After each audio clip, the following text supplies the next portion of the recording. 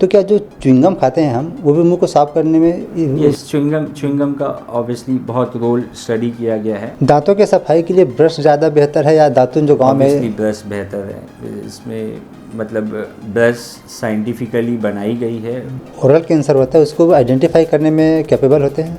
Cases जो oral cancers के detect होते होंगे वो डेंटिस्ट ही करते हैं। इस सोशल मीडिया आ जाने के बाद कितनी चुनौती बढ़ गई है, क्योंकि जितना सच्चाई बता रहे हैं उससे ज़्यादा अफवाहें फैल रही है।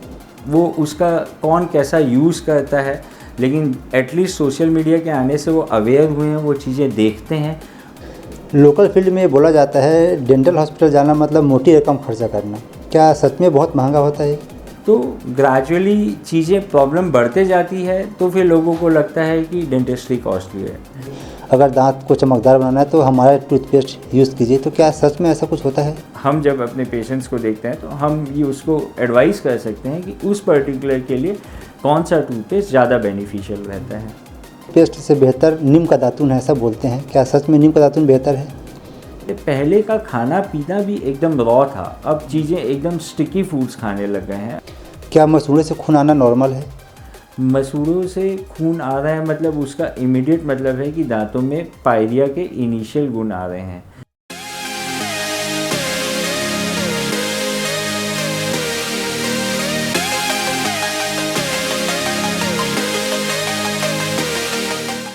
जब हम बात करते हैं हाइजीन की तो दिमाग में एक बात आती है शरीर की बाहरी हिस्सों की साफ सफाई की, लेकिन जो बहुत महत्वपूर्ण होता है मुख और दांत की सफाई।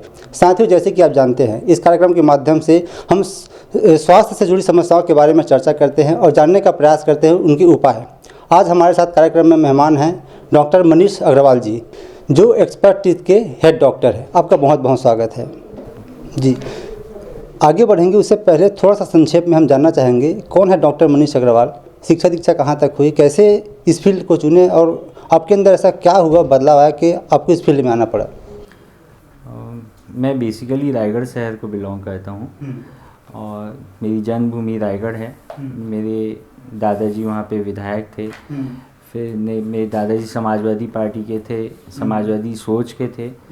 तो धीरे धीरे मेरी फैमिली में और कोई पॉलिटिक्स में नहीं गया। मेरे चाचा जी लोग, मेरे पिताजी लोग 8 भाई थे, उनमें से 3 डॉक्टर बने। मेरे फादर इंजीनियर थे। मेरे एक ताऊ जी हैं जो कि डेंटिस्ट थे।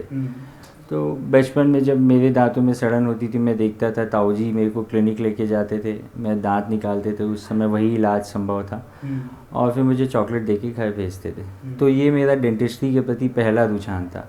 फिर 99 में तब MPPET और MPPMT 2 ही चीज़ें थी, तब मध्य प्रदेश विभाजित नहीं हुआ था, छत्तीसगढ़ अलग नहीं था।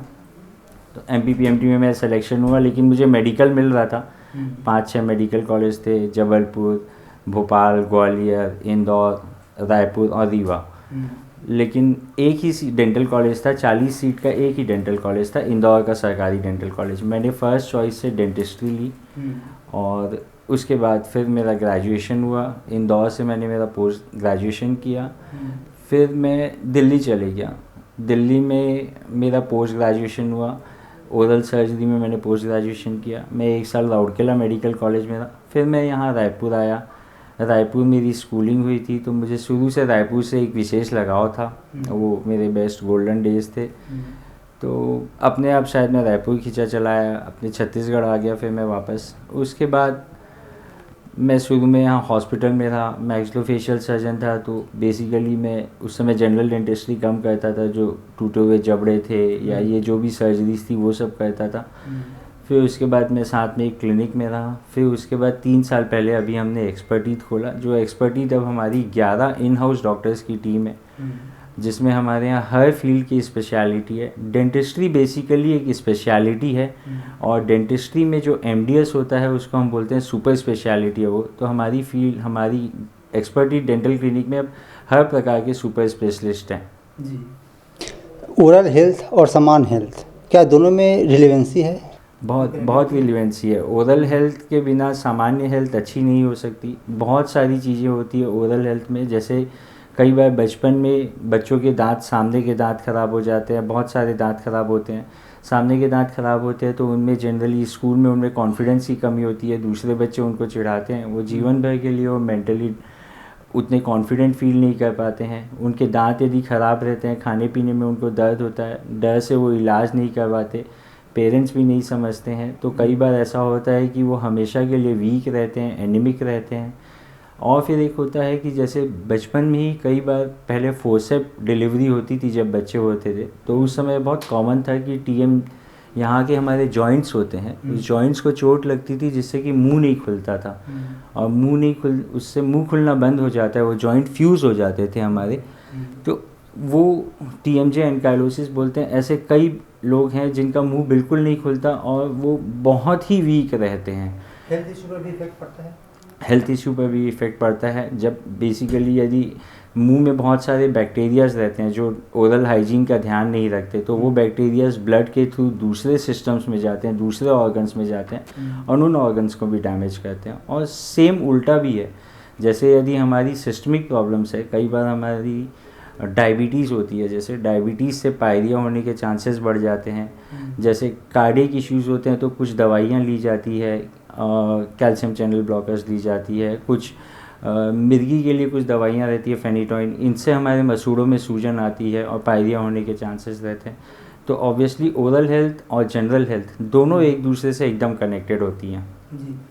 जब हम बात करते हैं डेंटिस्ट की या फिर दांतों के अस्पताल की, तो हमें लगता है कि इसका एक अलग अलग विभाग नहीं, एक ही विभाग है, और हमें जब इसके बारे में स्टडी करते हैं तो पता चलता है कि इसके अंदर भी बहुत सारे स्पेशलिस्ट फील्ड होते हैं। तो इसके में थोड़ा बताएंगे आप? हाँ, मैंने वही कहा कि डेंटिस्ट्री जनरली क्या होता है, हम लोग डेंटिस्ट्री को समझते हैं कि एक डेंटिस्ट होता है जो सारा इलाज करता है, लेकिन डेंटिस्ट्री खुद ही अपने आप में स्पेशलिटी है। और डेंटिस्ट्री में अलग अलग 7 क्लिनिकल ब्रांचेस होती है हमारी। जैसे आप समझते होंगे, जैसे मैंने कहा कि मैं ओरल मैक्सिलोफेशियल सर्जन हूँ, और एक होते हैं रूट कैनाल स्पेशलिस्ट होते हैं, और एक होते हैं कि जो कैप लगाने के स्पेशलिस्ट होते हैं, एक होते हैं जो आसपास जो दांतों के अराउंड स्ट्रक्चर होता है, मसूड़ों के स्पेशलिस्ट, उनको पेरियोडोंटिस्ट बोलते हैं। एक ब्रेसेस आपने सुना होगा, दांतों को आड़े तेजे दांतों को सीधा करने के लिए होता है, तो वो ऑर्थोडोंटिस्ट होते हैं। एक जैसे बच्चों के डॉक्टर होते हैं, तो नॉर्मल डॉक्टर भी बच्चों का इलाज कर सकते हैं, लेकिन अपने पास पीडियाट्रिशियन होते हैं। वैसे ही हमारे में एक पीडियोडोंटिक्स होते हैं जो कि एक्सक्लूसिवली बच्चों के दांतों का इलाज करने के लिए ट्रेन होते हैं। तो ग्रेजुएशन के बाद 3 साल का सुपर स्पेशलिटी होता है, पोस्ट ग्रेजुएशन होता है, जिससे कि फिर एमडीएस की डिग्री मिलती है। तो दांतों में भी विभिन्न तरह के डिपार्टमेंट होते हैं और वो अलग अलग तरह के कामों में अपनी स्पेशलिटी रहती है उनकी। अगर बात करें जनरल जो डिजीज़ होते हैं दांतों को लेकर, वो कौन कौन से हो सकते हैं? जनरली दांतों में जो 2 मेन तरह के यदि क्लासीफाई करें हम, 2 मेन जो डिसीज़ होते हैं दांतों में, एक होता है दांतों में सड़न लगना, जिसको डेंटल केरीज बोलते हैं, डेंटल कैविटी बोलते हैं लेमैन में, दांतों में सड़न लगना बोलते हैं। वो जब दांत जो हमारा रहता है वो जनरली एक मिनरलाइज्ड स्ट्रक्चर रहता है, जैसे दांतों में बोलते हैं, और ये आपको जान के आश्चर्य होगा, जो इनेमल होता है हमारे दांत की, जो सबसे ऊपरी सतह होती है, वो हमारे शरीर का सबसे हार्डेस्ट पार्ट रहता है। वो इवन बोन से ज़्यादा स्ट्रॉन्ग रहता है, बोन से ज़्यादा हार्ड रहता है। तो यदि दांत डीकैल्सीफाई होते हैं, मिनरलाइजेशन प्रोसेस उसका हटता है, दांतों में गड्ढा होता है, तो उसको हम डेंटल केरीज बोलते हैं।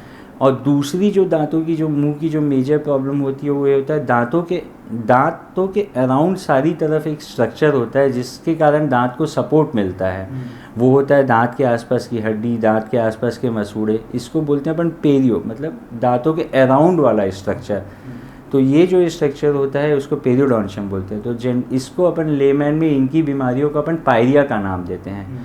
तो यही मेन 2 तरह की बीमारियां होती है, एक दांतों की सड़न, एक उसके आसपास के स्ट्रक्चर का डैमेज होना, जिससे दांत धीरे धीरे लूज होकर अपने आप गिरने लग जाते हैं। जी, कैविटी क्या होती है आपने अभी बताया, उसकी एक फॉर्म होता है, तो इसका कारण क्या हो सकता है? क्या मीठा खाने से ही हो सकती है? ऑब्वियसली जो फ्रीक्वेंट मंचिंग करते हैं, जो हर थोड़ी थोड़ी देर में कुछ खाना खाते रहते हैं, कुछ खाते रहते हैं, और जितना स्टिकी फूड खाएंगे, ये इसमें कोई भी रॉकेट साइंस नहीं है, जितना कोई स्टिकी फूड खाएगा वो दांतों में चिपके रहेगा, वो दांतों में चिपके रहता है तो वहाँ पे बैक्टीरियाज भी एक्यूमुलेट होते हैं।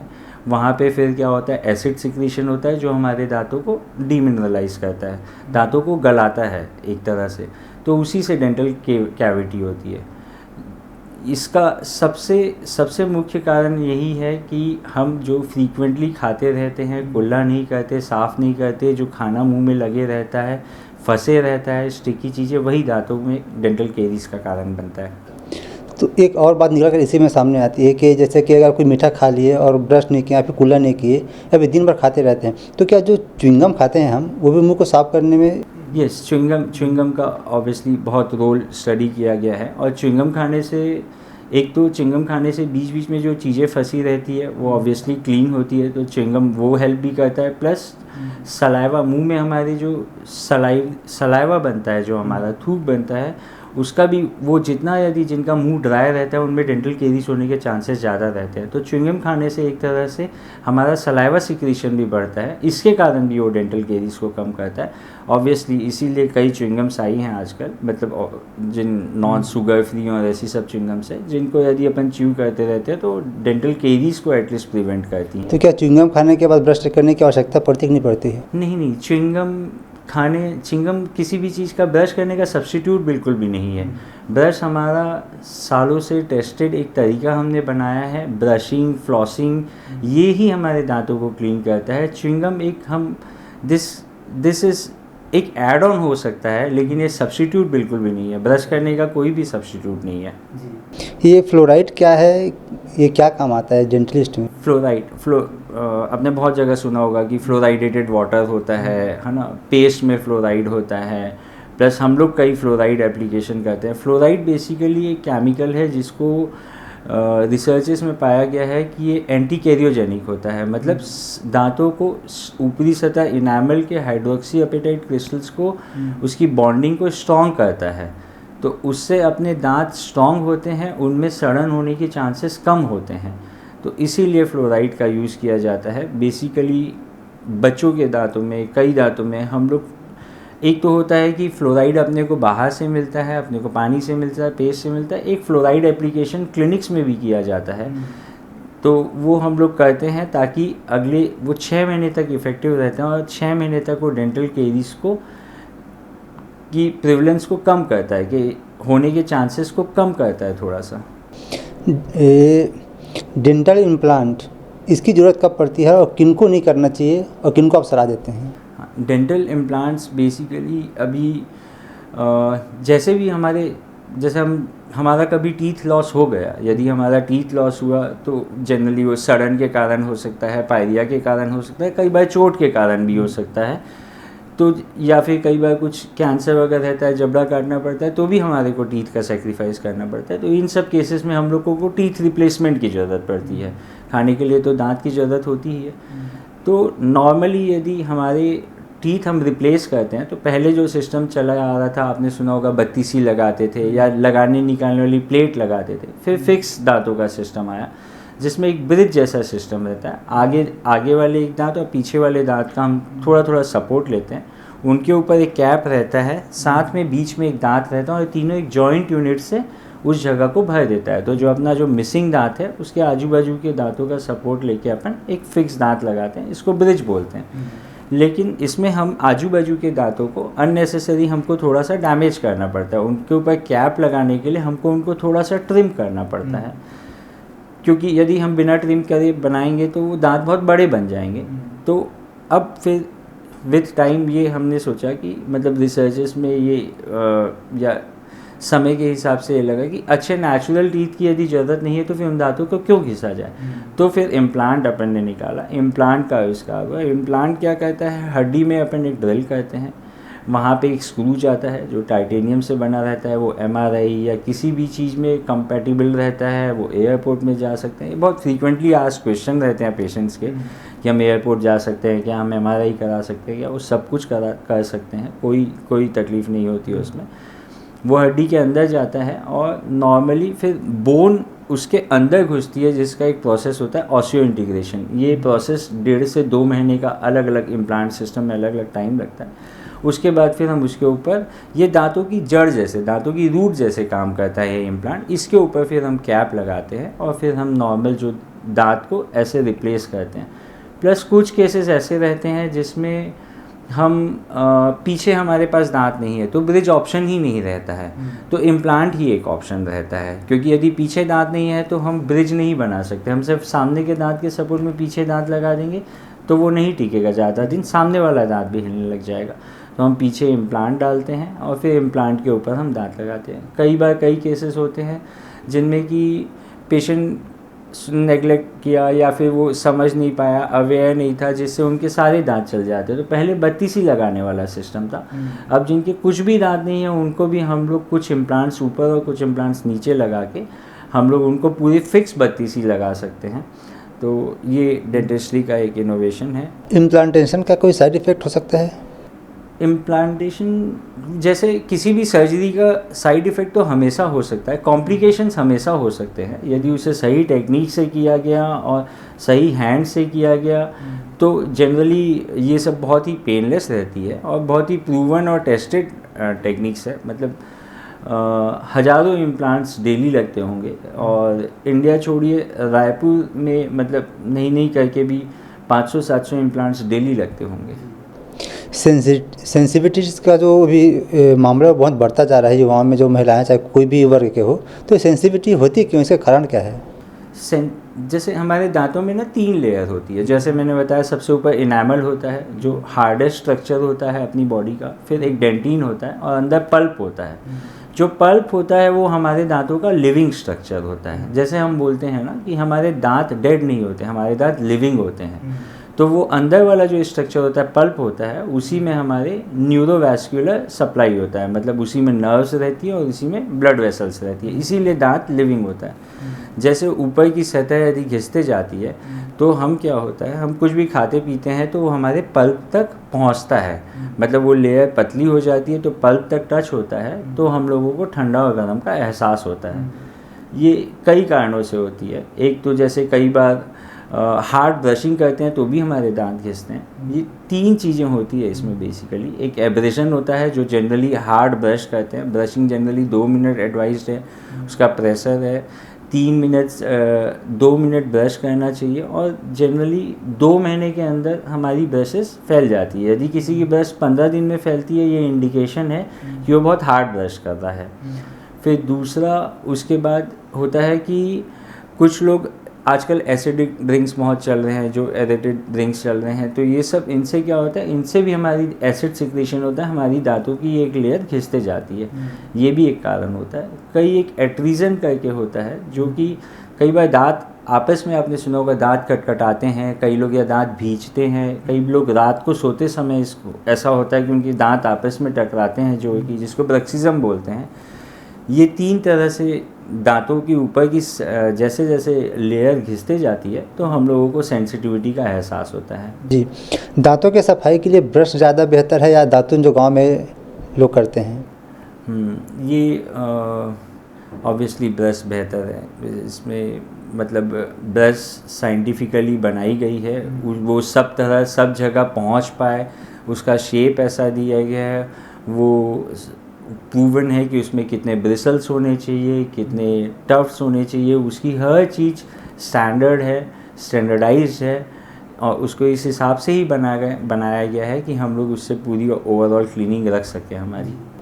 क्या एक डेंटिस्ट जो ओरल कैंसर होता है उसको आइडेंटिफाई करने में कैपेबल होते हैं? मैक्सिमम नंबर ऑफ केसेस जो ओरल कैंसर्स के डिटेक्ट होते होंगे वो डेंटिस्ट ही करते हैं।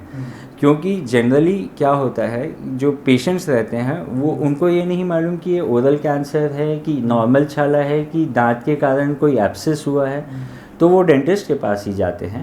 फिर डेंटिस्ट को समझ में आता है कि ये जो है, और हम मतलब वी एज अ डेंटिस्ट मतलब हम लोग एक मेजर रोल प्ले करते हैं, मतलब कि उसको डिफ्रेंशिएट करने में कि ये कैंसर है या नॉन कैंसर है, अब मतलब या कैंसरस हो सकता है। फाइनल जो डायग्नोसिस होता है वो हमेशा बायोप्सी से होता है, लेकिन हम लोगों को ये छाले देख के समझ में आते हैं कि ये नॉर्मल छाले हैं, ये चोट के कारण हुए हैं, ये कई तरह की हिस्ट्री होती है। जैसे 20-25 दिन के छाले हैं और यदि पेन नहीं कर रहे हैं तो ऑब्वियसली उसके कैंसरस होने के चांसेस रहते हैं।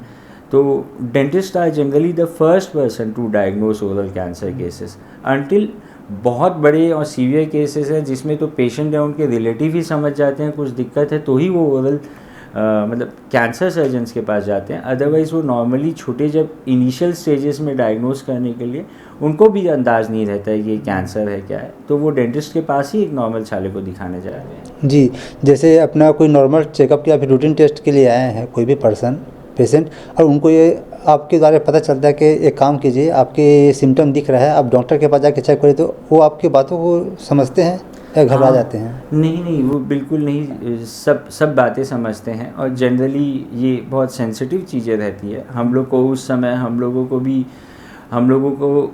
लोग बड़ी दुविधा में रहते हैं। हमारी दुविधा ये रहती है, हमको उनको चीज़ें बतानी भी है, लेकिन हमको ये भी एश्योर करना है कि वो एकदम घबरा ना जाए और एकदम डर ना जाए। तो हम लोग उनके रिलेटिव्स को समझाते हैं, और हम लोग बताते हैं उनको कि अपन, यदि हमको लगता है, डाउट लगता है, तो हम उनको बताते हैं कि अपन इसका बायोप्सी करके देख सकते हैं। बायोप्सी करने से मैं हमेशा बोलता हूँ, इग्नोरेंस सबसे बेकार है। आपको किसी भी चीज़ की जानकारी होनी चाहिए, उस जानकारी का, उस डाटा का आपको क्या करना है, फिर इन्फॉर्मेशन का क्या करना है, ये आपके हाथ में है। तो हम लोग यही बोलते हैं कि ये छाला है, हो सकता है कि ये कुछ भी ना हो, बट थोड़ा हमें डाउट लगता है। इसका एक छोटा सा टुकड़ा लेते हैं हम लोग, और एज ओरल सर्जन हम लोग उस टुकड़े को लेने में, और बहुत सारे सर्जन्स हैं जो कैंसर का भी ऑपरेशन करते हैं, तो ओरल सर्जन्स भी कैंसर का ऑपरेशन करते हैं। तो हम लोग वो टुकड़ा लेते हैं, पता करते हैं कि एक्चुअल में वो यदि कैंसर है तो बहुत इनिशियल स्टेजेस में, तभी हम देखते ही नहीं पता चल रहा, मतलब वो बॉर्डर लाइन केस है, इनिशियल स्टेजेस में हम उसका अच्छे से अच्छा, जल्दी से जल्दी इलाज कर सकते हैं। और यदि नहीं है तो आराम से अपन निश्चिंत होकर चैन की नींद सो सकते हैं। जी, ये डेंटल ट्रॉमा क्या होता है? जैसे कि कोई डेंटल ट्रॉमा के साथ पेशेंट आपके पास आया, तो उसके साथ कैसे आप ट्रीट करते हैं? डेंटल ट्रॉमा बेसिकली, जब भी dental trauma, isolated dental trauma बहुत कम होता है कि सिर्फ डेंटल ट्रॉमा हुआ है। बच्चों वगैरह को होता है कि वो खेलते कूदते गिर जाते हैं और सामने के दांत वगैरह टूट जाते हैं, तो वो हमारे पास आते हैं। तो जनरली जब फ़ोन आते हैं तो सबको ही ये तो एकदम नोन फैक्ट है कि यदि कहीं भी ब्लीडिंग हो रही है या सूजन आ रही है तो बर्फ़ लगाना है, ये तो सबको ही मालूम होता है। तो इमीडिएटली हम लोग यही बोलते हैं कि उनको बर्फ़ लगा के प्रेशर से रोक के आप हमारे पास ले आइए। फिर उसके बाद हम लोग, सबसे पहला काम हमारा यही रहता है कि हम चेक करते हैं कि ब्लीडिंग वगैरह कहाँ है, हम ब्लीडिंग वगैरह को कंट्रोल करते हैं। फिर हम लोग ब्लीडिंग वगैरह कंट्रोल करने के बाद उसके बाद उनको कुछ पेन वगैरह रहता है तो पेन किलर्स वगैरह देके फिर हम लोग चेक करते हैं कि नीचे का जॉ या ऊपर के जॉ या इनमें कोई चोट तो नहीं लगी है, ये प्रायोरिटी रहती है। जैसे उसके बाद फिर हम लोग ये देखते हैं कि कहीं कोई दांत टूटा है, एक्सरेज लेके देखते हैं कोई दांत अंदर तो नहीं गया है, मसूड़ों में तो नहीं चुभा। फिर धीरे धीरे हम लोग एक एक इमरजेंसी स्टेप, एक एक चीज़ को रूल आउट करते हुए फिर फाइनली, बट जनरली जैसे भी डेंटल ट्रॉमा आते हैं, यदि सामने के दांत टूटते भी हैं तो भी हम उनको बाद में रिप्लेस करते हैं। कई बार पूरे दांत निकल जाते हैं। तो ये चीज़ बहुत अच्छी बात आपने पूछी, ये मैं बताना चाहूँगा कि यदि ऐसा कभी भी किसी के साथ वो सामने का दांत निकल जाए, टूट जाए, तो उसको इमीडिएटली आप दूध में रख के आप हमारे पास ला सकते हैं। 24 से 48 घंटे के अंदर हम उस दांत को दोबारा लगा सकते हैं और वो दांत आपके सालों काम आएगा उसके बाद। ये दांतों का रंग बदलना, जिसे डिसकलरेशन बोलते हैं डेंटिस्ट की भाषा में, ये होता क्यों है? इसके उपचार क्या संभव है? डिसकलरेशन अलग अलग तरह से होते हैं। डिसकलरेशन मतलब एक होता है कि नॉर्मली जो लोग पान, गुटखा, सुपारी ये सब खाते हैं उससे भी डिसकलरेशन होता है। वो बेसिकली दांतों में सिर्फ दाग होता है, वो सफाई करने से इमीडिएटली क्लीन हो जाता है। फिर एक दांतों में डिसकलरेशन होता है, कई बार हमारे दांत चोट लगती है तो सामने के एक दो दांत हमारे जब चोट लगती है तो वो काले पड़ जाते हैं। वो काले पड़ने का कारण रहता है वही जो मैंने बताया, दांत हमारे लिविंग होते हैं तो दांत डेड हो जाते हैं। तो डेड हो जाते हैं तो अंदर जो केमिकल रिएक्शन होता है उससे वो दांत ब्लैक हो जाते हैं। एक तीसरा कारण होता है सड़न से हमारे दांत काले होते हैं। तो ये तीनों अलग अलग कारण होते हैं जनरली जिनसे दांत काले होते हैं। तो यदि कुछ खाने पीने से और या फिर कुछ दाग रहते हैं तो उनको हम सफाई करके ठीक कर सकते हैं, है ना, और हैबिट ब्रेक करेंगे तो वो दोबारा नहीं होंगे। सड़न होती है तो उसमें आजकल कॉस्मेटिक फिलिंग्स होती है। और यदि वो डिस्कलर्ड है अंदर से, इंट्रिंसिक डिस्कलरेशन जो चोट लगने के कारण जो हुआ है, अंदर केमिकल रिएक्शन के कारण हुआ है, तो जनरली अब लैमिनेट्स और वीनियर्स से भी हम उन चीज़ों को ठीक कर सकते हैं। कई बार ऐसा होता है कि क्लिनिक में आने के बाद भी जो पेशेंट है अपने आप में डिसकम्फर्ट हो जाते हैं कि मुझे इसका ट्रीटमेंट कराना चाहिए कि नहीं कराना चाहिए, तो ऐसी स्थिति से निपटने के लिए क्या करते हैं? इसका हमारी, जैसे मैंने बताया, अलग अलग ब्रांचेस है। तो बच्चों में ये ऐसे जो पेशेंट्स हैं उनको हमें थोड़ा ज़्यादा समय देना पड़ता है। जैसे बच्चों का इलाज करने के लिए हम लोग बोलते हैं टेल, शो और डू, वैसे ही हम इन पेशेंट्स का, जो ऐसे पेशेंट्स होते हैं जो थोड़ा सा एंग्सियस होते हैं, जो थोड़ा सा घबराते हैं, हम उनको ऐसे ही हम उनको पहले सारी चीज़ें अपनी समझाते हैं, हम उनकी काउंसलिंग करते हैं, फिर उनको हमारे पास जो पुराने पेशेंट्स की फ़ोटोग्राफ्स हैं हम दिखाते हैं कि कैसा क्या हो रहा है, कैसा अभी है आपका, इलाज करने के बाद आप कितने कंफर्टेबल होंगे, क्या आप में चेंजेस आएंगे, प्लस टेल।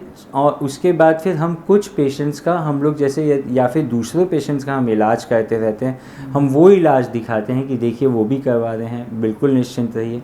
और हमें तो बहुत एक अच्छा हमारे साथ आशीर्वाद है कि हमारी क्लिनिक में हम जब कुछ पेशेंट्स का इलाज करते रहते हैं और कुछ पेशेंट्स डरे बाहर बैठे रहते हैं, तो दूसरे ही कुछ पेशेंट्स उनको समझा देते हैं और वही उनको रेडी करते हैं कि आप बेझिझक करवाइए। तो ये बेसिकली हमारी कंट्री, हमारे इंडिया के साथ भी है कि हमारे यहाँ लोग ही मतलब इतने हेल्पिंग है, वही आपस में बात करके एक दूसरे को रेडी कर लेते हैं, आधा डर तो वही निकाल देते हैं। सोशल मीडिया आ जाने के बाद कितनी चुनौती बढ़ गई है, क्योंकि जितना सच्चाई बता रहे हैं उससे ज़्यादा अफवाहें फैल रही है। ये सोशल मीडिया आने से नहीं हुआ, ये तो सोशल मीडिया से पहले से भी था।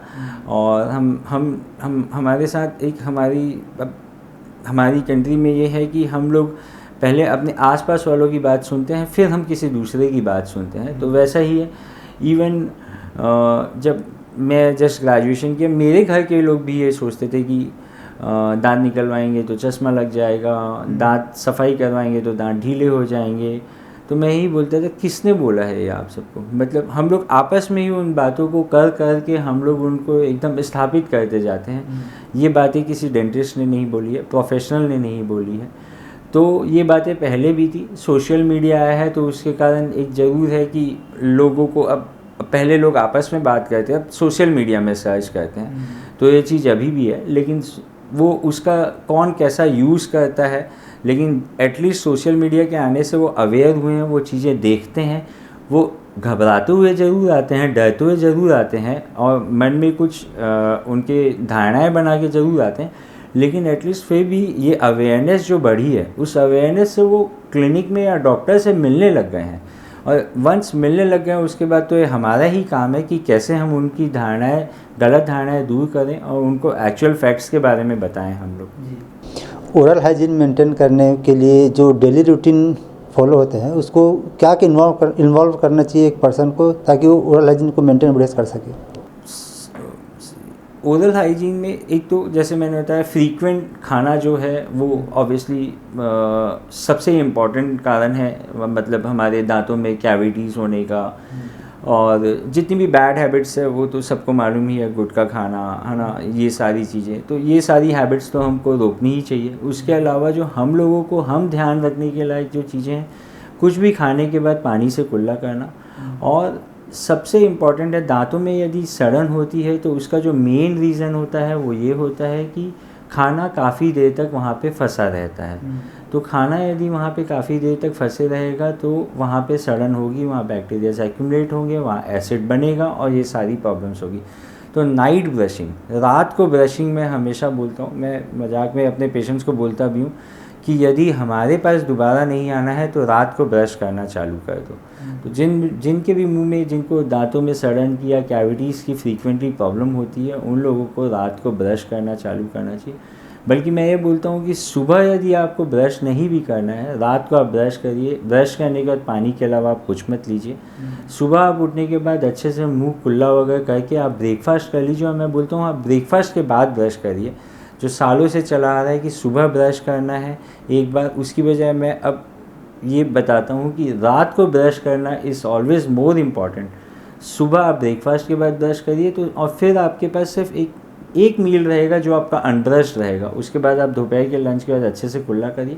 रात को खाने के बाद आप वापस से अच्छे से ब्रश कर ही रहे हैं तो ऑलमोस्ट आपके कैविटी होने के चांसेस ज़ीरो हो जाएंगे। प्लस हर कुछ भी जो भी खाते हैं उसके बाद कुल्ला करना मस्ट है।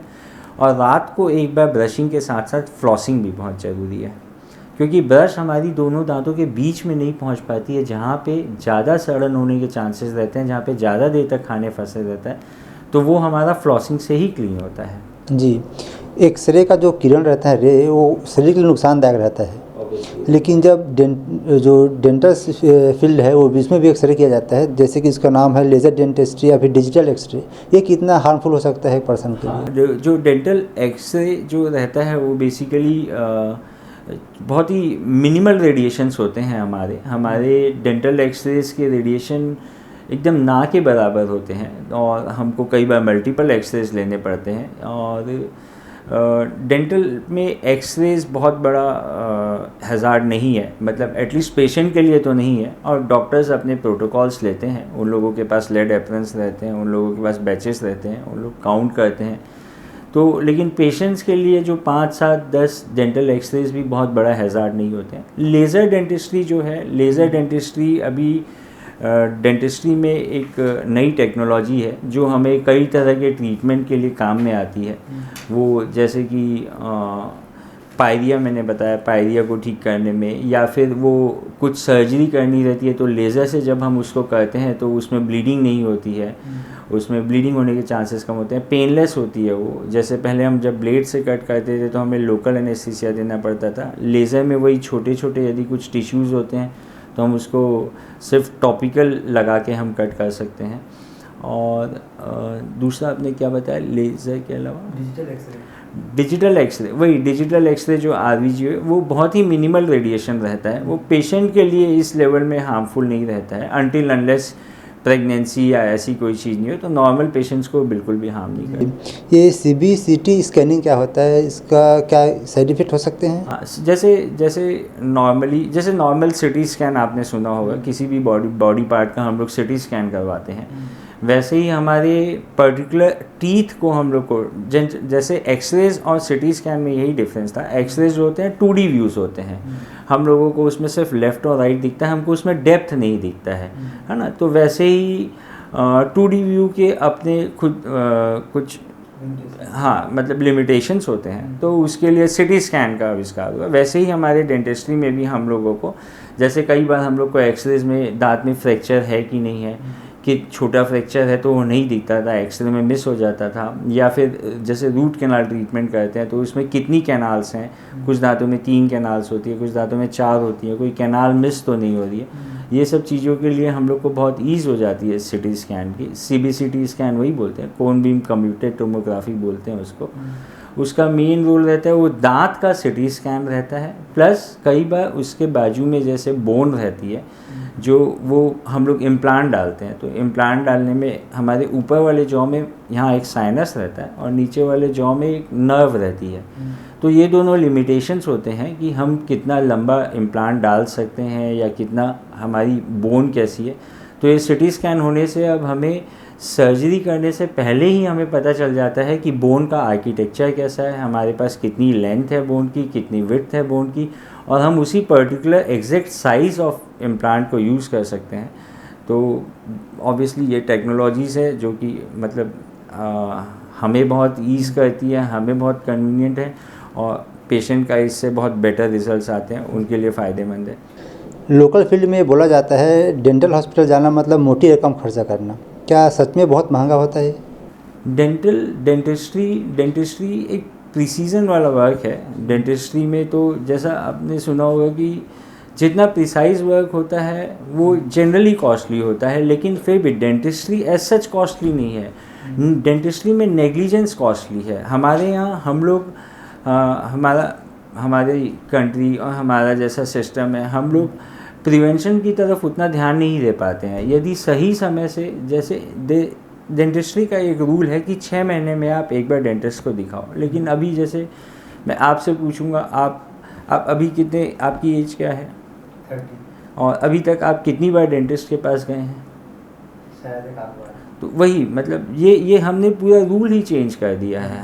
हम आप 30 इयर्स में वी आर एक्सपेक्टेड कि आप कम से कम एज ए रूल हर 6 महीने में एक बार डेंटिस्ट के पास जाना है। 6 महीने से दांत चालू होते हैं आने, तब से हमको, तो आपको अभी तक कम से कम आपको मतलब 60 बार करीब आपको डेंटिस्ट के पास जाना चाहिए था। तो उस समय यदि आप हर 60 बार आप जैसे आप 60 बार डेंटिस्ट के पास जाते, कुछ भी छोटी प्रॉब्लम्स है, सिंपल प्रॉब्लम्स रहती है, फिलिंग्स, वो फिलिंग्स से हो जाएगी, यदि वही हम उसको नेगलेक्ट करते हैं, वो बढ़ते बढ़ते फिर वो एक दिन रूट कैनाल तक पहुंचती है। यदि वो दांत को उसके बाद रूट कैनाल नहीं कराते, हम कैप नहीं कराते, वो पूरा सड़ जाता है, तो फिर हमको निकाल के इम्प्लांट कराना पड़ता है। तो ग्रेजुअली चीज़ें प्रॉब्लम बढ़ते जाती है, तो फिर लोगों को लगता है कि डेंटिस्ट्री कॉस्टली है। डेंटिस्ट्री कॉस्टली नहीं है, डेंटिस्ट्री में नेग्लिजेंस कॉस्टली है हमेशा। ये मिसकंसेप्शन है या फिर या डिसइंफॉर्मेशन है कि जो डेंटिस्ट है उसे डॉक्टर कहे या ना कहे, क्या एक्चुअल में इसकी सच्चाई क्या है? जी, ये लोगों का परसेप्शन है, लेकिन हम लोग नॉर्मली हम लोगों का, ये लोगों का अपना इंडिविजुअल परसेप्शन है। हम लोग, मेरा जहाँ से ग्रेजुएशन हुआ, मैं अपने बारे में बताता हूँ। वहाँ पे हम लोगों का डेंटल कॉलेज था और साथ में मेडिकल कॉलेज था। हमारा हॉस्टल भी सेम था। हमारे जो डेंटल के लेक्चर्स होते थे वो हमारे डेंटल कॉलेज में होते थे। बाकी हमारे सारे मेडिकल के जो लेक्चर्स होते थे वो मेडिकल कॉलेज में मेडिकल स्टूडेंट्स के साथ ही होते थे।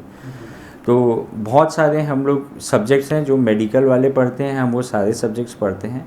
लेकिन हाँ, विथ टाइम, समय के साथ क्या होता है कि जैसे जैसे हम अपनी फील्ड में स्पेशलाइज आगे बढ़ते जाते हैं, तो हम लोग धीरे धीरे अपनी फील्ड की ओर फोकस होते जाते हैं, टनलिंग होते जाती है, तो हम उन चीज़ों से दूर होते जाते हैं। अदरवाइज़ डेंटिस्ट पहले भी डॉक्टर थे और अभी भी डॉक्टर हैं, ये मेरी समझ है। जो बच्चे के दूध का दांत आता है जिसे मिल्क टीथ बोलते हैं, जब उसमें कैविटीज़ लगती है तो कई बार उन्हें इग्नोर किया जाता है पेरेंट्स के द्वारा, ये बोलकर कि ये तो झड़ जाएगी, टूट जाएगी। तो क्या वाकई में उस पर ध्यान देने की ज़रूरत है? इसके आगे चलकर क्या इसके इम्पैक्ट पड़ सकते हैं? दूध के दांत जनरली 6 महीने से आना चालू होते हैं और 2.5 साल तक हमारे दूध के सारे दांत आ जाते हैं मुंह में। दूध के टोटल 20 दांत होते हैं, वो 20 दांत होके हमारे रिप्लेस होके 5-5 हर क्वाड्रेंट में दांत रहते हैं, और वो 20 दांत हमारे रिप्लेस होके नए दांत आते हैं, परमानेंट दांत आते हैं, और प्लस पीछे 3-3 दांत आते हैं उन दांतों के। तो टोटल हमारे परमानेंट में 8-8 दांत रहते हैं, टोटल 32 दांत रहते हैं। लेकिन ये जो 2.5 साल से 6 साल तक की उम्र तक ये दूध के दांत ही हमारे काम आते हैं। तो यदि ये दूध के दांत, जैसे एक नर्सिंग बॉटल कैरीज होती है हमारे यहाँ, ब्रेस्ट फीडिंग या फिर नर्सिंग बॉटल कैरीज बहुत होती है। बच्चों को हम लोग जनरली रात को सुलाते समय, यदि बच्चे नहीं सोते रहते हैं, हम लोग बॉटल लगा के उनको सुलाने के लिए भेज देते हैं। तो जब वो बॉटल लगा के सोचते हैं, वो पूरा दूध उनके मुंह में भरे रहता है और उससे दांत बहुत ख़राब होते हैं। तो कई 3 साल 4 साल के बच्चे आते हैं जिनके सारे दूध के दांत ख़राब हो चुके रहते हैं। ऐसे में उन बच्चों के साथ तकलीफ़ क्या होती है, उनको खाते पीते बिल्कुल नहीं बनता है, उनके सामने के दांत सड़ जाते हैं, उनका कॉन्फिडेंस पूरा डाउन होता है। प्लस जो परमानेंट दांत हमारे आते हैं फिर इन सब के बाद, कई बार इन दूध के दांतों को हमको समय से पहले निकालना पड़ता है। तो जो परमानेंट दांतों के आने की जो क्रोनोलॉजिकल ऑर्डर रहता है वो पूरा डिस्टर्ब होता है, वो आगे पीछे आते हैं और बहुत सारी चीज़ें चेंज होती हैं। तो इसीलिए दूध का दांत भगवान ने हमें दिया है, हमें एक मौका देता है हमें, लेकिन ये नहीं है कि दूध के दांतों का हमें ध्यान नहीं रखना है। और एटलीस्ट यदि वो सड़ गए हैं तो हमें उनका इलाज भी, दूध के दांतों में भी रूट कैनाल होता है। सपोज़ करिए कुछ दांत होते हैं जो कि 12 साल तक रहते हैं दूध के दांत मुंह में, और यदि वो 4 या 4.5 साल की एज में वो सड़ गया तो अब वो खाने के दांत रहते हैं, उस समय वही दांत इंपॉर्टेंट रहते हैं खाने के। तो अगले 8 साल तक बच्चों को खाने पीने में कितनी तकलीफ़ होगी, और प्लस उसको जो पेन होते रहेगा वो सब के कारण उसको निकालना पड़ गया, तो परमानेंट दांत भी सारे ख़राब होंगे उसके। जो रात के समय दूध पीते रहते हैं या जो पार्टिकुलर फंसे रहते हैं उसके कारण होता है कि जो हम मीठा खाते हैं या फिर जो और कुछ एक्स्ट्रा खिलाते हैं बच्चों को, उसके कारण से होता है? नहीं, दोनों कारण है। मतलब मीठा खाने के कारण तो होता ही रहता है, वो स्टिकी होता है, वो तो नोन फैक्ट है, वो सबको मालूम है। लेकिन लोग बहुत सारे पेरेंट्स क्या करते हैं, रात को बच्चों को सुलाने के लिए दूध की बोतल मुंह में लगा के उनको सुला देते हैं, तो वो दूध मुंह में पूरा पुल्ड रहता है, जमा रह जाता है। वो जो दूध जमा रह जाता है उससे सारे दांत सड़ते हैं उसके। इसको हम लोग नर्सिंग बॉटल कैरीज बोलते हैं। मतलब कई बच्चे आते हैं जिनके सारे दांत सड़े रहते हैं, वो जनरली मीठा खाने से ऐसा होता है। तो पता चलता है कि वो एक लोकलाइज्ड एरिया में, एक जनरलाइज्ड एरिया में है, एक लोकलाइज्ड एरिया में है। नर्सिंग बॉटल कैरीज में हमारे सामने के कुछ दांत छोड़ के, क्योंकि वो जीभ से बच जाते हैं तो दूध वहाँ उनको गला नहीं पाता, वरना बाकी सारे दांत लंबे समय तक कुछ भी चीज़, पानी या ऐसी चीज़ों के अलावा कुछ भी चीज़ यदि मुंह में रहेगी तो वो वहाँ पे एसिड सिक्रीशन होगा और दांत को गलाएगी। ब्रश करने का सही तरीका क्या है और कितने समय तक ब्रश करना चाहिए और दिन में कितने बार? ब्रश करने का सही तरीका तो हम लोगों मैं आपको ऐसे नॉर्मली नहीं बता पाऊँगा, वो उसके लिए मुझे मॉडल की ज़रूरत पड़ेगी। लेकिन हमें दिन में 2 बार ब्रश करना चाहिए और जैसा नॉर्मली सब जानते हैं सुबह और शाम ब्रश करना चाहिए, लेकिन मैं बोलता हूँ रात को brush is more important, particularly मुंह के हिसाब से, डेंटल हेल्थ के हिसाब से रात को ब्रशिंग ज़्यादा इम्पॉर्टेंट होती है। उसके बाद आप पानी भी ना पिएं और एक बार सुबह ब्रश करना चाहिए। वो मेरे हिसाब से आप सुबह नाश्ते के बाद भी करेंगे तो चलता है, क्योंकि आप रात को जब ब्रश करके सोते हैं तो आप सुबह मुँह आपका फ्रेश ही रहता है, अच्छे से कुल्ला करके नाश्ता कर सकते हैं। ब्रशिंग 2 मिनट करनी चाहिए, 2 मिनट से ज़्यादा ये इसका एक सिस्टम है जो मैंने बोला, दांत घिस जाते हैं ज़्यादा एक्सेसिव ब्रशिंग से। ब्रश हम लोग जनरली 3 महीने में ब्रश चेंज करते हैं। यदि किसी का हमने देखा कि ब्रश करते समय 15 दिन में जो उसके ब्रिसल्स हैं पूरे फैल गए हैं, फ्रेइंग बोलते हैं, यदि वैसा हुआ है तो मतलब इमीडिएटली अपने को अंदाज़ा लगाना है कि ये आदमी बहुत ज़्यादा ताकत लगा रहा है ब्रश करते समय। और यदि किसी के जो ब्रश है वो ब्रश करते समय 3 महीने तक कुछ भी नहीं हुआ है, 5 महीने तक उसके ब्रिसल्स में कुछ भी नहीं हुआ है, मतलब वो बिल्कुल भी प्रेशर नहीं लगा रहा है ब्रश करते समय, तो ये एक मेन इंडिकेशन होता है कि ब्रश कब चेंज करना है। ब्रश आइडियली अपने को 3 महीने में चेंज करनी चाहिए। और उसके प्रेशर को भी मैं ऐसे नहीं समझा सकता, लेकिन इससे सामने जो भी ब्रश कर रहा है वो समझ सकता है कि उसका ब्रश कितने समय में फैल रहा है। ये एक साइन है, एक इंडिकेशन है उसको कि वो ज़्यादा प्रेशर लगा रहा है, कम प्रेशर लगा रहा है। जब हम दांतों का इलाज कराते हैं, ट्रीटमेंट, तो एक परसेप्शन है कि रीज़न इसके पीछे आप ही बता सकते हैं कि आँख का रोशनी उसमें इसका इम्पैक्ट पड़ता है, सही है कि गलत है? ये क्या होता था पहले के ज़माने में, अभी जैसे अब हम प्रिवेंशन की, बचाव की बात करते हैं। पहले ये सब रूट कैनाल ट्रीटमेंट और फिलिंग्स और ये बहुत सारे ट्रीटमेंट नहीं थे। पहले दांतों में सड़न होती थी तो दांतों को सीधा निकाल दिया जाता था, मतलब पेन है तो ये सब धीरे धीरे टाइम के साथ ये सब रूट कैनाल और ये सब चीज़ें आई हैं। तो ये धारणाएं बहुत शुरू से पहले से बन रखी है। जब जैसे एक समय था कि 30, 35, 40 साल के आसपास लोगों के दांत खराब होते थे, वो डॉक्टर के पास जाते थे।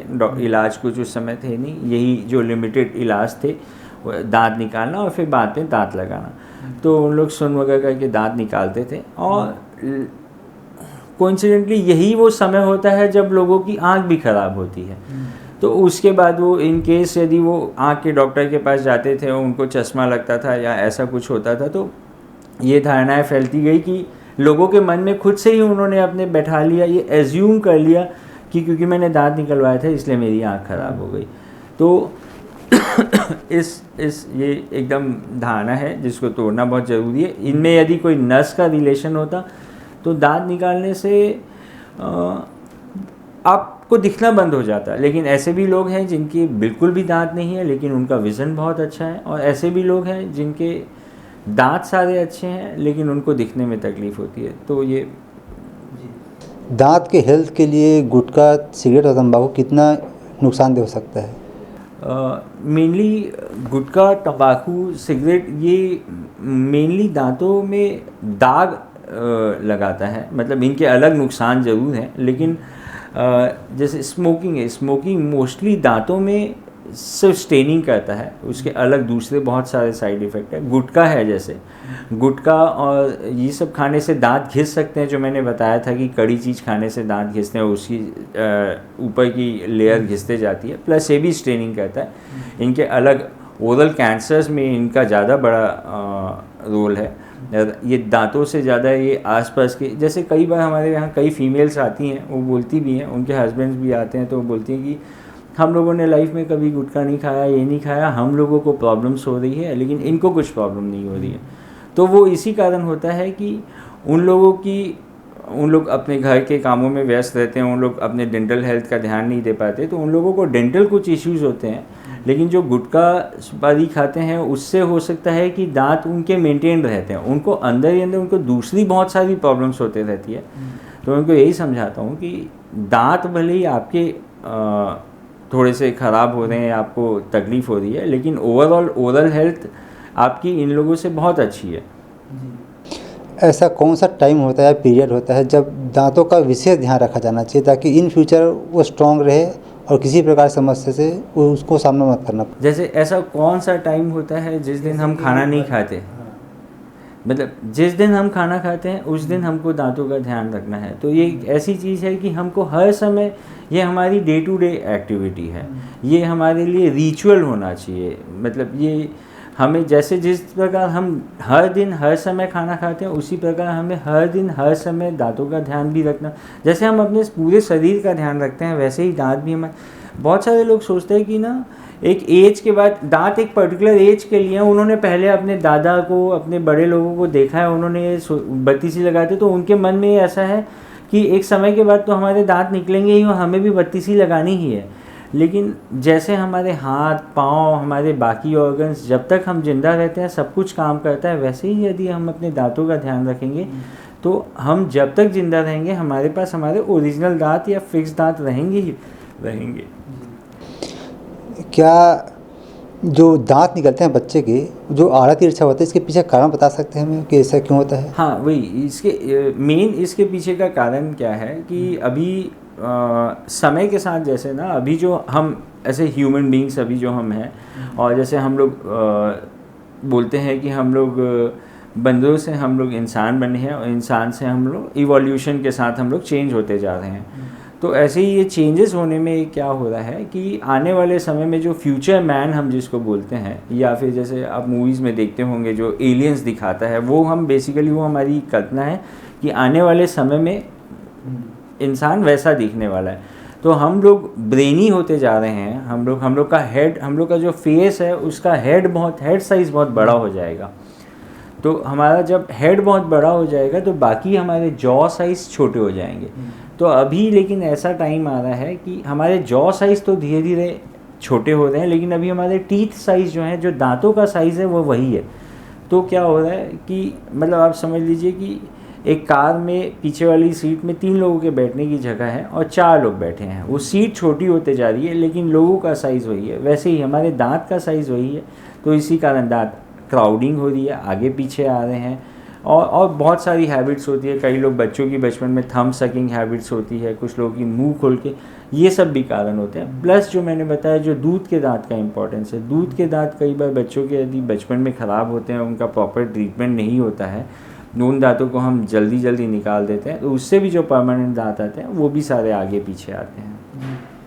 जो लोग गुटखा खाते हैं उसका जो जॉज रहते हैं वो बैठ जाते हैं, मुट्ठी से खुल नहीं पाता है। हाँ। तो क्या ये सिर्फ गुटखा खाने वालों के साथ होता है कि या फिर दूसरा चीज़ चबाते हैं, जैसे चना हो गया गांव में जैसे लोग खाते हैं, तो उसकी वजह से भी हो सकता है? नहीं, ये चना से बिल्कुल भी नहीं होता है ना। ये गुटखा या सुपारी या ऐसी सब चीज़ों से खाने के कारण ही होता है। इसको ओरल सबम्यूकस फाइब्रोसिस बोलते हैं। ये बहुत ही कॉमन डिसीज़ है। मतलब अपने इंडिया में तो ऑब्वियसली गुटखा खाने वाले भी ज़्यादा हैं, तो ये बीमारी भी बहुत ज़्यादा है और इससे बहुत सारी प्रॉब्लम होती है। इससे भी खाने पीने में उनको प्रॉब्लम होने लग जाती है और उन लोग तीखा नहीं खा पाते हैं, और ये ऐसे पेशेंट्स में ओरल कैंसर होने के चांसेस भी बहुत ज़्यादा बढ़ जाते हैं, क्योंकि एक तो ये प्री मैलिग्नेंट कंडीशन बोला जाता है इसको। और मतलब मैं हमेशा जो भी ऐसे पेशेंट्स आते हैं तो मैं उनको मोटिवेट करने के लिए यही पूछता ही हूँ कि आप गुपचुप खा लेते हो। मतलब वो एक तरह से मेरा एक तरीका रहता है उनको ये एहसास दिलाने के लिए कि, और आधे से ज़्यादा लोग बोलते हैं गुपचुप हमारे यहाँ हर किसी को पसंद, बोलते हैं मेरी फेवरेट थी लेकिन अब मैं नहीं खा पाता हूँ। तो ये एक मेरा तरीका है कि मैं बोलता हूँ कम से कम अब छोड़ दो गुटखा। मेरे कुछ जान पहचान वाले हैं जिनको मैं देखता हूँ खाना खाते समय जब उन लोग निवाला मुंह में लेते हैं तो उसको थोड़ा नीचे धक्का देना पड़ता है। तो क्या इस तरह की जब स्थिति बनती है तो अब इसका इलाज तो होगा, तो इसके साथ जो सिम्टम्स आती है जैसे आप बताया कि कैंसर कारण ये भी हो सकता है जो बहुत खतरनाक हो सकता है। नहीं, इस कारण नहीं, ये इनिशियल स्टेज है। मतलब हाँ जी हाँ। इसका इलाज कैसे हो सकता है? सब म्यूकस फाइब्रोसिस, मुंह खुलने का। हाँ, इसके बहुत सारे अलग अलग इलाज हैं, लेकिन जनरली कुछ इंजेक्शंस वगैरह लगाए जाते हैं, कुछ चीज़ें की जाती है। लेकिन यदि मुंह खुलना एक बार ये गुटखे के कारण बंद हो गया तो सर्जरी ही इसका इलाज है, सर्जरी के अलावा इसका इलाज नहीं है। बाहर में हम देखते हैं बहुत सारे होर्डिंग्स लगे रहते हैं कि जिनका मुंह नहीं खुल रहा है 1 घंटे में खुलवा देंगे, 2 घंटे में खुलवा देंगे, तो वो कौन से सिस्टम अपनाते होंगे? वो लोगों को बेवकूफ़ बनाने का सिस्टम अपनाते हैं जी। गांव में अक्सर हम देखते हैं कि जिन बच्चों के दांत में कैविटीज़ लग गई है तो वहाँ के जो लोकल रेमेडीज़ हैं उसको लोग यूज़ करते हैं, तो वो कितना बेनिफिट है या फिर उनके बजाय हॉस्पिटल आना चाहिए? लोकल रेमेडीज़ ना, मतलब लोकल रेमेडीज़ कई जगह यूज़ की जाती है, वो टेम्परेरी रिलीफ देते हैं, वो शुरू में इनिशियल आराम दे सकते हैं। जैसे लौंग का तेल अपन बोलते हैं, लौंग का तेल बहुत बार आपने सुना होगा, दांतों में दर्द होता है तो लौंग का तेल लगाया जाता है। तो लौंग के तेल से एक बार दर्द बैठ जाता है, वो जैसे अपन हल्दी से हल्दी लगाते हैं, घी लगाते हैं, ये सारी चीज़ें अपन किसी भी घाव में अपन लगाते हैं तो उनसे एक बार अपन दर्द को ठीक कर सकते हैं। लेकिन दांतों के बारे में, जैसे बाकी जगह कहीं घाव बनेगा तो वो घाव हो सकता है आपका 2-4-5 दिन में अपने आप भी सूख जाए। दांतों की जितनी भी बीमारियाँ होती है वो इरिवर्सिबल, मतलब दांत अपने आप, रीजनरेशन कैपेसिटी नहीं होती है दांत में। जैसे लिवर थोड़ा सा ख़राब हुआ होगा तो आपने सुना होगा लिवर रीजनरेट हो जाता है, कई सारी चीज़ें हमारी रीजनरेट होती है। टीथ एक मात्र ऐसा स्ट्रक्चर है अपनी बॉडी का जिसमें रीजनरेशन कैपेसिटी नहीं होती। तो एक बार यदि वो सड़ गया ना तो लोकल रेमेडीज से उसमें अपन दर्द में थोड़ी देर के लिए कुछ चीज़ों के लिए आराम मिल सकता है, लेकिन जब तक अपन उसका इलाज नहीं करेंगे तब तक वो परमानेंट सॉल्यूशन नहीं हो सकता है। जब तक दांतों में दर्द नहीं हो रही, कोई तकलीफ नहीं दे रहा, उसको लोग ये नहीं चाहते कि मुझे जानने की ज़रूरत है या इलाज करने की ज़रूरत है, तो इसको कहाँ तक सही मानते हैं? वही मैंने बताया ना कि मतलब हर 6 महीने में डेंटल विजिट कंपलसरी है। फिर हम लोग यही बात कहते हैं कि डेंटिस्ट्री कॉस्टली है, डेंटिस्ट्री में दांत निकालना पड़ता है या रूट कैनाल कराना पड़ता है। जब हम इंतज़ार करते रहते हैं डेंटिस्ट के पास जाने के बाद, तब तक हमारी चीज़ें बहुत आगे बढ़ चुकी रहती है। जो कैविटीज़ है, जब वो कैविटी पूरे पल्प तक, जो लिविंग पार्ट है टीथ का, वहाँ पहुँचती है तब हमको चालू होता है, और ये बहुत लॉन्ग प्रोसेस है। तो यदि हम 6-6 महीने में दिखाते रहेंगे तो हम लोग उस स्टेज तक ही नहीं पहुँचेंगे। यही हमारे इंडिया में हम लोग जनरली ट्रीटमेंट फोकस्ड है, हमारे यहाँ का जो सिस्टम है, हम लोग प्रिवेंशन फोकस होना है। हमको यही चेंज लाना है कि हम लोग चीज़ों को होने से पहले उनका बचाव कर सकें, रादर कि वो जब बहुत बड़ी हो जाए उसके बाद हम उसको ठीक करें। जितना ज़्यादा समय तक ब्रश करेंगे और जितना दबा के ब्रश करेंगे उतना ज़्यादा सफाई होगा और दांतों में सफेदी आएगी। क्या सच है ये? हाँ, ये वही मैंने बताया ना कि अति मतलब अच्छा नहीं होता है, ऑप्टिमल मतलब अच्छा होता है। हर चीज़ का एक सिस्टम से, साइंस के हिसाब से और रिसर्च के हिसाब से चीज़ें निकाली गई है। तो यदि ज़्यादा देर हम दबा के और ज़्यादा देर तक ब्रश करेंगे तो वो हमारे सिर्फ दांत की ऊपरी सतह को घसेंगे, उसके अलावा कुछ भी नहीं करेंगे। दांतों में 2 मिनट ही ब्रश की जाती है, एक पर्टिकुलर प्रेशर होता है जिसका अंदाज आप ब्रश कितने समय में फैल रही है इससे लगा सकते हैं। यदि 15 दिन में फैल रही है तो आप ज़्यादा ताकत लगा दें, 6 महीने में फैल रही है तो आप बहुत कम ताकत लगा दें। 3 महीने का समय रहता है जितने में ब्रश अपनी लगभग फैलती है, 2-4 दिन ऊपर नीचे हो सकता है। यही सिस्टम है। बाकी जो अपन, ये सारे हमारी मन की धारणाएं हैं कि हम जितनी ताकत लगाएंगे उतना ज़्यादा दांत सफ़ेद होगा या उतना साफ़ होगा। जी, मार्केट में बहुत सारे प्रोडक्ट हैं जो ये दावा करते हैं कि अगर दांत को वाइट करना है तो आप ये इस्तेमाल कीजिए, या फिर जो टूथपेस्ट अभी आ रहे हैं उसमें भी ये बोला जा रहा है कि अगर दांत को चमकदार बनाना है तो हमारा टूथपेस्ट यूज़ कीजिए। तो क्या सच में ऐसा कुछ होता है? नहीं, मेरे को बाकी बहुत सारे प्रोडक्ट जो हैं उनकी तो जेन्युइनिटी के बारे में मैं नहीं बोल सकता। मतलब आई डोंट थिंक कि कुछ चीज़ें हैं उनमें, वो क्या कहते हैं उनका कोई क्वालिटी कंट्रोल, क्वालिटी चेक है नहीं। लेकिन जो टूथपेस्ट होते हैं, अलग अलग तरह के टूथपेस्ट रहते हैं, सब में कुछ अलग अलग कुछ टूथपेस्ट रहते हैं जिनमें कि कुछ वाइटनिंग्स के लिए कुछ उन लोग कुछ चीज़ें डालते हैं। कुछ टूथपेस्ट होते हैं जिसमें सेंसिटिविटी को रोकने के लिए कुछ चीज़ें डालते हैं। कुछ टूथपेस्ट होते हैं जैसे जो बच्चों को अपन यूज़ करने को देते हैं जिसमें फ्लोराइड ज़्यादा रहता है, फ्लोराइडेटेड टूथपेस्ट रहते हैं। तो अलग अलग टूथपेस्ट की अलग अलग पर्टिकुलर फ़ायदे होते हैं। वो कस्टमर, जैसे हम जब अपने पेशेंट्स को देखते हैं तो हम ये उसको एडवाइस कर सकते हैं कि उस पर्टिकुलर के लिए कौन सा टूथपेस्ट ज़्यादा बेनिफिशियल रहता है।